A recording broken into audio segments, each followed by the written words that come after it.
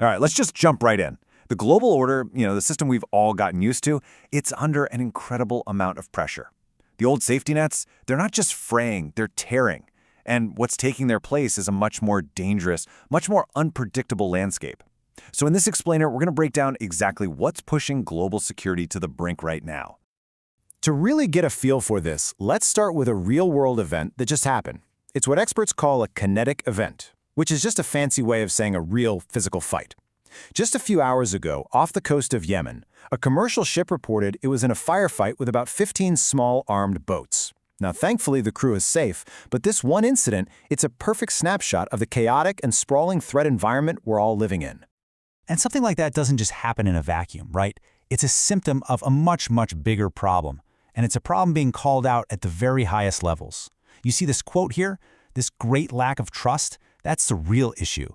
It's like a poison at the core of the international system, and it is forcing countries to act in some really dangerous new ways. Which brings us to a really critical idea for today, the security paradox.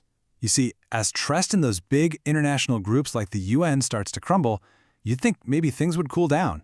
But no, the opposite is happening. Nations are rearming like crazy and getting way more aggressive. To really unpack this, we're going to look at 3 core strategic stressors that are pouring fuel on this fire. Okay, first up, deterrence, decay. So for decades, we've had this whole complex system of arms control treaties. Think of it like the foundation of a building that kept things stable, especially between the nuclear superpowers. Well, right now, that foundation is crumbling right in front of our eyes. And the most immediate crisis? It's the New START Treaty. This is the last arms control deal left between the US and Russia. And as you can see, the clock is seriously ticking. We're just 60 days from its expiration on February 5th, 2026. Russia put a proposal on the table, but they say they've heard nothing back from Washington. We are at a total impasse. So you might be asking, why is the Russian proposal a non-starter? Well, it gets to the absolute heart of the matter. Russia is saying, hey, we'll promise to stick to the limits, but they don't want any on-site inspections or data sharing. But here's the thing about arms control. It's not about promises. It's about confidence. It's like saying, trust me, I'm not speeding, but not letting anyone look at the speedometer. Verification is how you build trust. Without it, the limits are meaningless. And this is the historic, frankly terrifying bottom line. Unless some last-minute diplomatic miracle happens, we are about to walk into an era with zero binding nuclear limits between the world's 2 biggest arsenals. That hasn't happened since 1972. This changes everything for everyone. All right, on to our second stressor, kinetic proliferation. So, when that deterrence we just talked about starts to decay, it creates these vacuums of power. And nature abhors a vacuum, right? Well, in geopolitics, they're being filled with direct military force. We're basically seeing real physical conflicts spreading like wildfire across the globe. And a perfect example of this is the escalating standoff between the United States and Venezuela. The US has moved an incredible amount of military hardware into the region.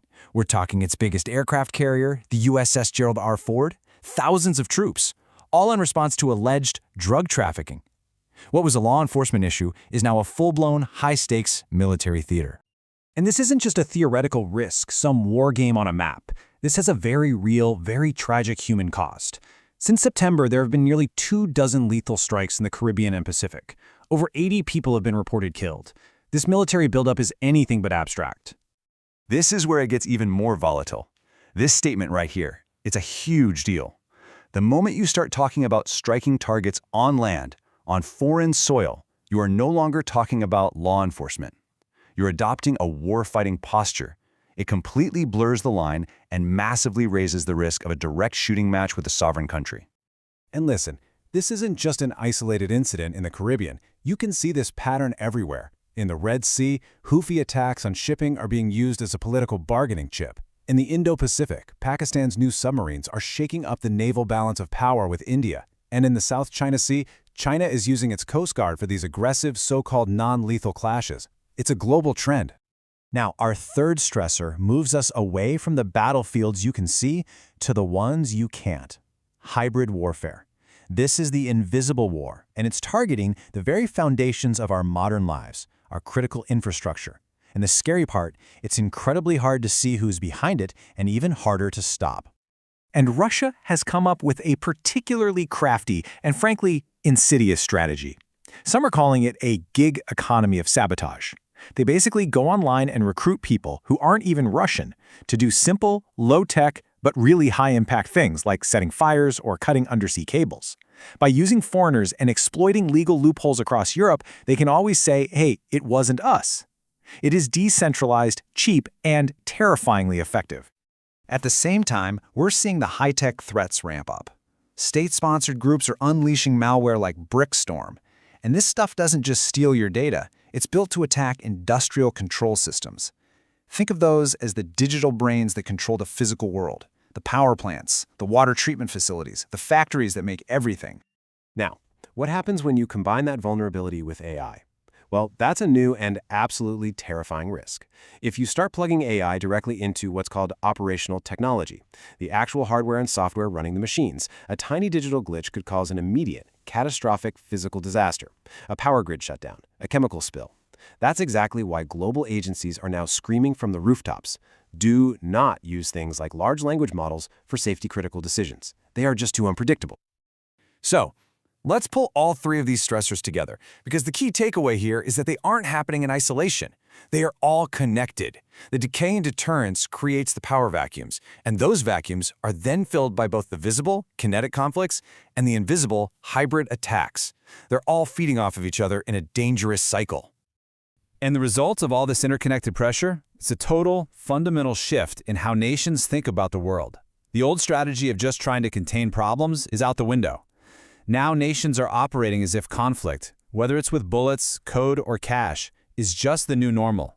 And that's forcing them to shift to a posture of proactive, constant defense. And you don't have to take my word for it, just follow the money. Look at Canada dropping over $2.5 billion on advanced munitions because of all this uncertainty. Or the US Navy spending almost $500 million just upgrade a single shipyard. This new mindset is kicking off a massive worldwide rearmament cycle. Which brings us right back to where we started, that great lack of trust. In this new world, where it feels like everyone is just constantly managing risk, we have to ask a final, really important question about what the true cost of all this is going to be. Think about this. We're seeing powers like Russia and China get closer and closer, building up their own interdependent bloc. At the same time, the broader diplomatic framework, the UN Security Council, is basically admitting it's broken.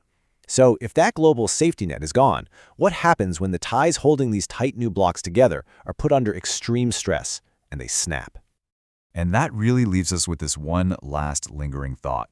As more and more nations decide to embrace economic warfare and constant proactive defense, what is the ultimate price that we all pay when every single country decides that the only path to safety is to go it completely and totally alone?